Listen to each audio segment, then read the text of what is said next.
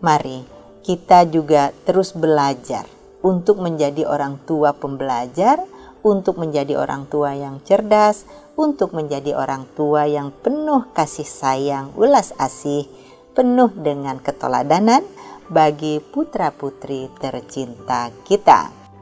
Ucapan lemah lembut, ucapan penuh kasih sayang tentu akan dapat mendorong tumbuh kembang anak yang semakin berbahagia, tumbuh kembang anak dengan penuh percaya diri, tumbuh kembang anak menjadi pribadi yang unggul, yang memiliki sopan santun, yang berjiwa kesatria, rendah hati, suka menolong, dan sifat-sifat unggul lainnya. Sebaliknya, apabila sering terpapar dengan toxic words, kata-kata beracun, anak bisa bertumbuh dan berkembang menjadi pribadi yang tidak baik, pribadi yang merusak, yang pada ujung-ujung akhirnya pun akan menyulitkan kehidupan bapak ibu dari putra-putrinya sendiri. Bijak dalam memilih kondisi dan juga aktivitas anak untuk dijadikan bahan konten merupakan cara cerdas bagi orang tua dalam menjadikan anaknya menjadi bagian di dalam konten kreatifnya atau di dalam proses kreativitasnya. Contoh ketika anak beraktivitas di tempat-tempat tertentu, misalnya sedang di kamar mandi, hindarkan untuk dijadikan konten yang disebar di media sosial.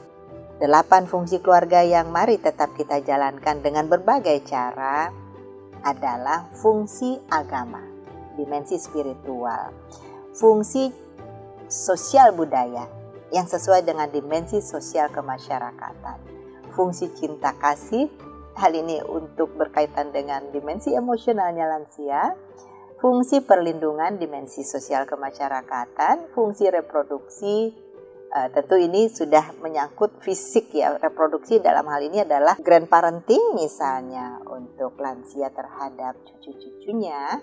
Kemudian ada fungsi sosialisasi dan pendidikan terkait dengan dimensi intelektualnya, fungsi ekonomi untuk dimensi profesional vokasional, serta fungsi lingkungan. Kita memahami digital mindset yang dapat membantu kita untuk beradaptasi dengan tantangan-tantangan utamanya di ruang digital. Ada 4 pilar yang berkaitan dengan digital mindset. Yang pertama adalah pilar digital skill. Yang kedua, digital ethics. Yang ketiga, digital safety. Dan yang keempat adalah digital culture. Staycation misalnya. Staycation itu diidentikan dengan suatu keadaan atau suatu aktivitas keluarga maupun pertemanan, teman-teman sepertemanan yang stay di tempat-tempat menginap seperti hotel, resort maupun lodgement dan tempat-tempat menginap lainnya.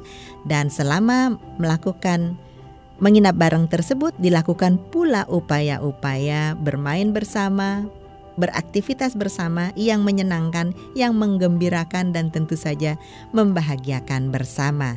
Melalui aktivitas staycation semacam ini tentu pemenuhan hak-hak anak diantaranya adalah hak berekreasi dan juga hak mendapatkan kebahagiaan, mendapatkan situasi yang menyenangkan ini dapat terpenuhi. Tren membawa bekal kembali. Membawa bekal untuk anak-anak dulu zaman saya itu merupakan sebuah keniscayaan, merupakan sebuah keharusan.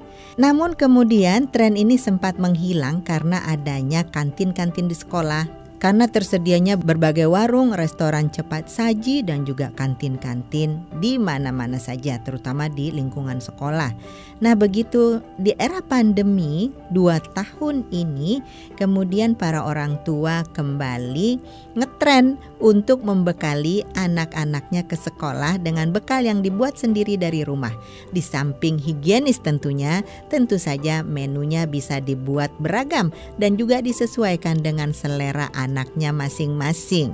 Sahabat keluarga, tren untuk memberikan bekal ke sekolah kembali dengan sajian yang lucu-lucu, yang menarik, yang membangkitkan selera makan anak, ini juga salah satu bentuk pemenuhan hak anak, hak gizi, hak tumbuh kembang, hak sehat bagi anak-anaknya. diharapkan keluarga-keluarga dapat menumbuh kembangkan nilai-nilai kepedulian, nilai-nilai untuk berbagi, peduli dan berbagi.